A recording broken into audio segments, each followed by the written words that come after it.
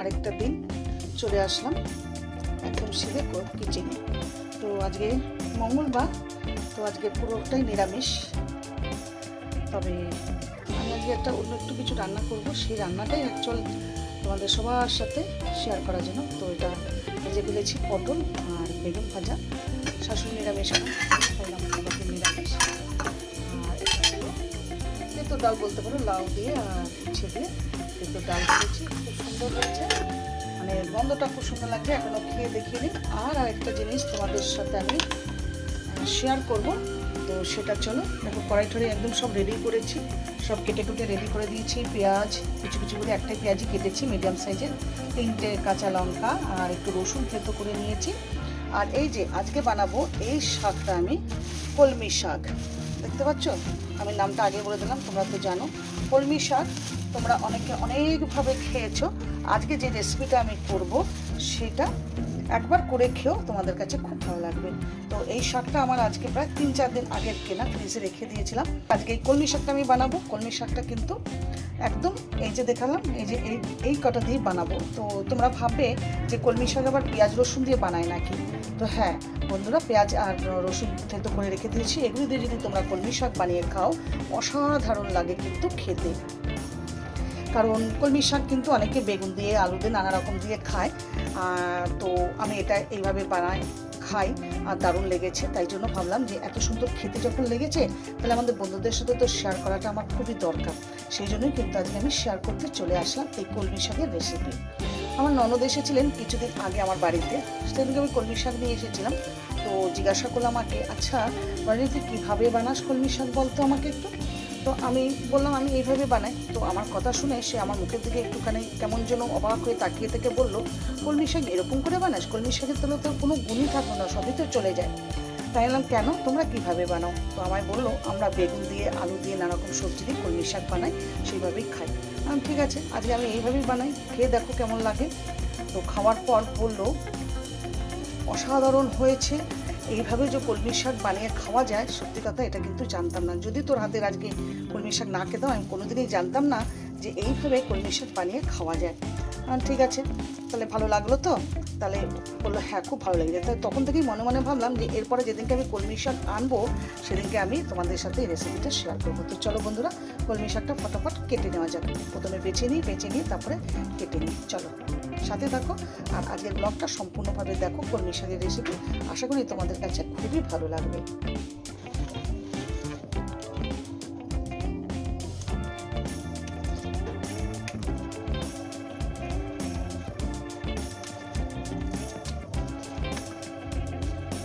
বেশ দুজনে মিলে যদি করা যায় কিন্তু তাড়াতাড়ি হয়, যেহেতু একার হাতে একটু বাঁচতে দেরি হবে। যাই হোক, ফটাফট তাও করার চেষ্টা করব। দেখো একাটি বেছে ছাড়িয়ে নিয়েছি। আমি এবার একটুখানি জলে ধুয়ে নেব, কারণ জলে যদি ধুয়ে নিয়ে কাটবো, আবার একটুখানি আমি কিন্তু ধোবো।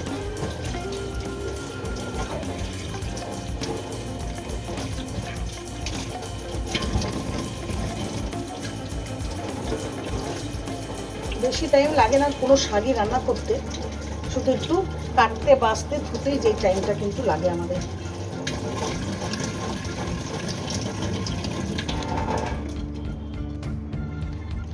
একদম কুচি কুচি করে কাটবো।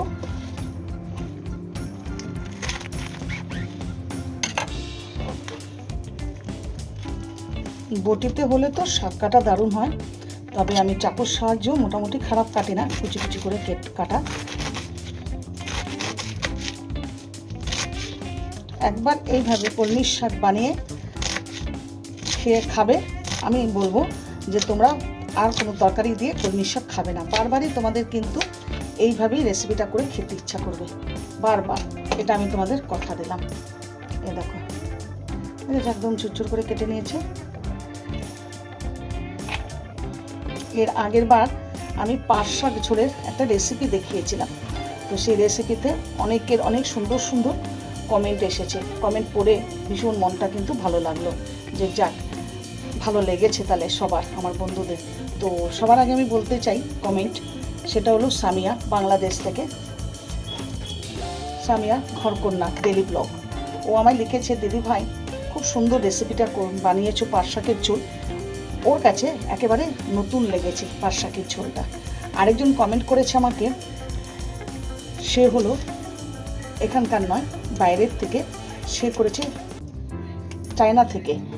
অ্যাকচুয়াল ও লিখেছে জাস্ট ইয়ামি, মানে ও বলল যে এটা অ্যাকচুয়াল ওদিককার নাগাল্যান্ড বলো, চায়না বলো, জাপানের, ওরা একটু বয়েল খাবারটা খেতে একটু বেশি ভালোবাসে। তো আমার রেসিপিটাও হয়েছে জলের মধ্যে ফুটানো, তাই জন্য ওদের কাছে ভীষণ ভালো লেগেছে। তো ও আমাকে কমেন্ট করে গেছে, আমি ভীষণ ভালো। আর বাকিরাও তো করেছেই, ওদের যাদের কমেন্টগুলো আমার কাছে বেশি ভালো লাগলো তাদেরটাই পড়লাম, সবারটা তো আর পড়ে বলা যায় না। তো সবাই কমেন্ট করেছে, সবাই আমার বন্ধুরা অনেক ভালোবাসা দিয়েছে।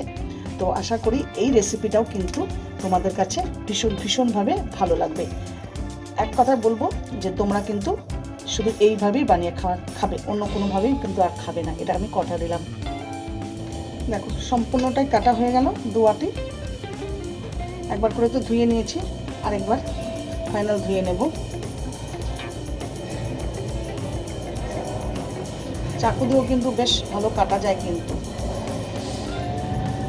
তো বলার এই, রান্নাবান্না সবাই জানে, এমন না যে কেউ রান্নাবান্না জানে না। হ্যাঁ, একটু কম বেশি তো আছে, সবার রান্নার তালিকা আলাদা হয়, সবার রান্না এক রকমের হয় না। তার মধ্যেও রেসিপিগুলি আমরা শেয়ার করি, কারণ কারোর যদি ভালো লেগে যায় সে একটুখানি চেষ্টা করতেই পারে এইভাবে রান্না করে খাওয়ার জন্য। সেটার জন্যই বলার উদ্দেশ্য যে সবাই তো সব রকমভাবেই করে খাও, তো আমার রেসিপিটাও একবার ট্রাই করে দেখো। ভালো না লাগলে আর ট্রাই করবে না, আর ভালো লাগলে অবশ্যই আরেকবার সেকেন্ড টাইমও ট্রাই করে খাবে। আমার বলার উদ্দেশ্য এটাই।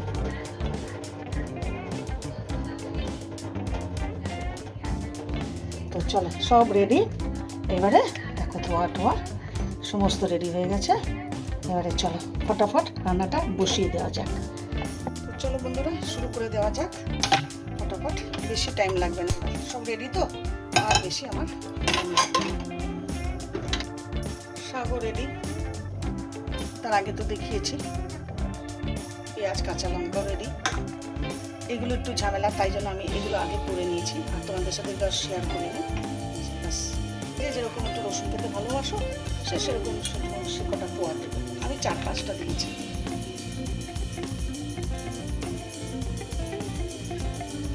শাকে তো বেশি তেল লাগে না জানি। তেলটা কিন্তু বেশ গরম হয়ে গেছে, ধোয়া উঠছে। একটা শুকনো লঙ্কা দিয়ে দেবো, প্রথমে দিয়ে দেবো আমি রসুন ফোড়নটা।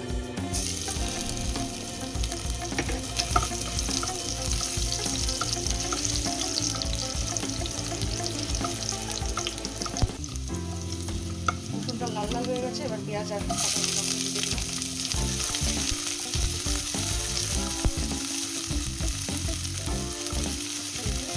তাড়াতাড়ি হয়ে যাবে, 5 মিনিটও টাইম লাগে না হতে।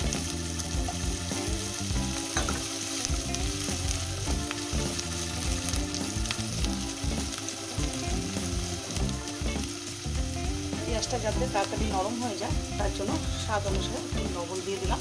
তোমরা যেরকম লবণ খাও সেরকমভাবেই দেবে।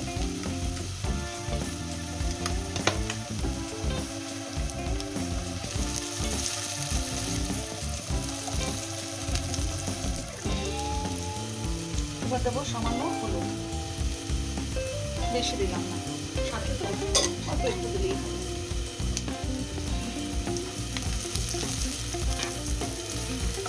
দেখতেই পাচ্ছ পেঁয়াজও বেশ হয়ে এসেছে। এরপরে শাকগুলো ঢেলে দেবো।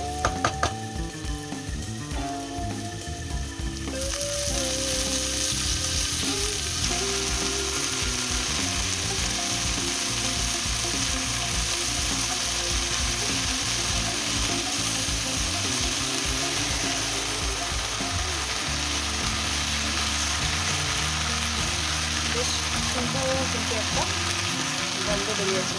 কিসের বলো, এই যে রসুন ফোড়নটা দেওয়া হয়েছে না, রসুন ফোড়ন দেওয়ার পর কিন্তু একটা রান্না সুন্দর গন্ধ বেরোছে। তবে আমরা বেশি রসুন ইউজ করি না। হ্যাঁ, আমি রসুনটা কখন ইউজ করি বেশি, শাক আর মাংস। তাছাড়া কম আমরা রসুনটা ইউজ করি। এই জলটা ছেড়েছি, এই জলটাতে কিন্তু স্বাদটা কিন্তু বেশ সুন্দর নরম হয়ে যাবে। কোনো আলাদা কোনো জল আর কিচ্ছু না হয়ে গেছে সম্পূর্ণটা দেওয়া, যা যা দরকার ছিল সব দিয়ে ফেলেছি। এবার জলটা শুকোতে স্বাদটা পুরো তৈরি হয়ে যাবে একেবারে। একটু কিছুক্ষণ বাদে নাড়া দিলেই চলবে, মনে করো নাড়া দিলেও হবে। অনেকটা জল কিন্তু শুকিয়ে এসেছে।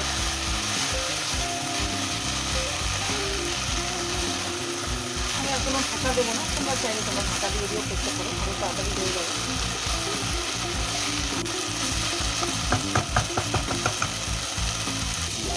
দেখতেই পাচ্ছ জলটা কিন্তু পুরোটাই শুকিয়ে গেছে।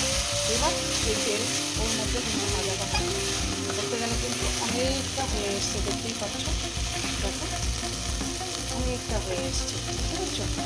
আর 2-3 মিনিট বাস, তাহলে হয়ে যাবে।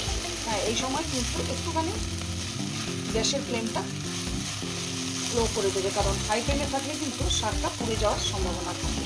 সেই জন্য একটু লো ফ্লেমে যদি শাকটা রান্না করতে পারো তাহলে কিন্তু খুব ভালো হয়। একদম লো ফ্লেমেই করছি, তার জন্য এত সুন্দর বেশ হচ্ছে কিন্তু। আর 2-3 মিনিট হলেই কিন্তু শাকটা আমার তৈরি হয়ে যাবে। দেখলে তো 2 বাটির শাক দেখে মনে হচ্ছিল কত শাক। এবারে শাকটা কাটার পর রান্না করার পর দেখো কতটুকু হয়ে গেল, তাই না? একদম একটুখানি হয়ে গেল।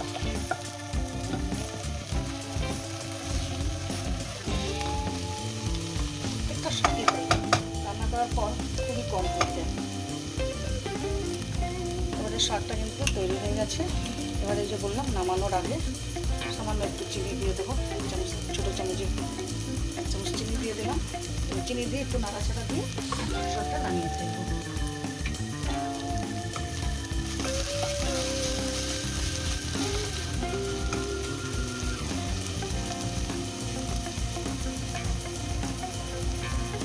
হয়ে গেছে, এবার গ্যাসটা বন্ধ করে দিলাম।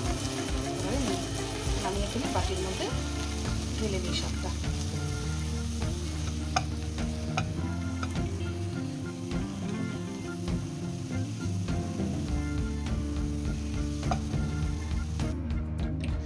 তৈরি হয়ে গেল আমার সুন্দর কলমির শাক। কেমন লাগছে বলো? দেখতে ভালো লাগছে তো? এবং সুন্দর হয়েছে তৈরি। দেখলে তো বেশি টাইম লাগলো না বানাতে, অল্প টাইমের মধ্যে হয়ে যায়। শুধু কাটতে ধুতেই যেটুকু টাইম, আর রান্না করতে কিন্তু বেশি টাইম লাগে না। সুন্দর হয়ে গেল কলমি শাকের রেসিপি। তো ভালো লাগলে একটা লাইক কমেন্ট শেয়ার করে দিও। আর এরকম সুন্দর সুন্দর রেসিপি যদি তোমাদের দেখতে চাও তাহলে অবশ্যই আমার চ্যানেলটাকে সাবস্ক্রাইব করে পাশে থাকা বেল আইকনটাকে ক্লিক করে দিও। নতুন নতুন আমার কোনো খাবারের রেসিপি যদি দিই তোমাদের কাছে পৌঁছে যাবে। তো চলো, সবাই ভালো থেকো, tata, love you to all friends.